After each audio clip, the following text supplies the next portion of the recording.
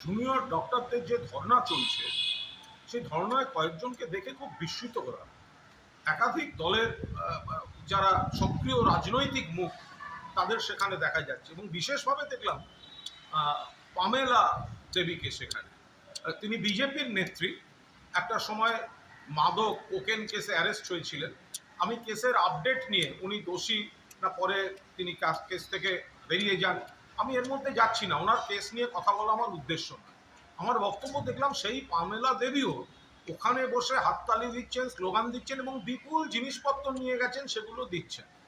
আমরা শুনেছিলাম এটা অরাজনৈতিক, কিন্তু তারপরে যা যা মুখ সেখানে দেখছি, যা যা ভাষণ, যা যা স্লোগান, তো সেগুলোর সঙ্গে এই জুনিয়র ডক্টর নেতৃত্বের কি যোগাযোগ, কি সম্পর্ক, সেখানে যে রসদ যাচ্ছে সেগুলো কি চেয়ে নেওয়া হচ্ছে না কিভাবে আসছে, এগুলো তো একটা প্রশ্ন চলে আসে। মূল যে কারণে জুনিয়র ডক্টরদের আন্দোলন, তাদের সহযোদ্ধা যে তরুণীর ধর্ষণ এবং খুন, তার ন্যায় বিচারের দাবিতে আমরাও সহমত। কলকাতা পুলিশ 24 ঘন্টার মধ্যে অ্যারেস্ট করে এনেছিল, তারপর থেকে তো সিবিআই দেখছে, কেস দেখছে সুপ্রিম কোর্ট। সুপ্রিম কোর্ট বলেছে কর্মবিরতি তুলে কাজে ফিরতে।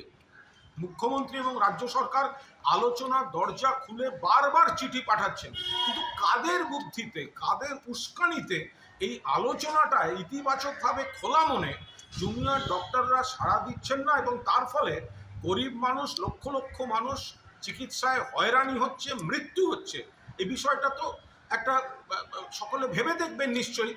তা এই পামেলা দেবীরা যখন যাচ্ছেন, তাদের সঙ্গে এই জুনিয়র ডাক্তার নেতৃত্বের এই যোগাযোগের ঠিক বিষয়টা কি, কে কাকে ডাকছেন আর কে কি রসদ দিচ্ছেন, এগুলো দেখলেই বোঝা যায় যে কেন, কোন প্ররোচনায় রাজ্য সরকারের খোলা মনের আলোচনার আমন্ত্রণে এখনো সাড়া দেননি এই জুনিয়র ডক্টররা।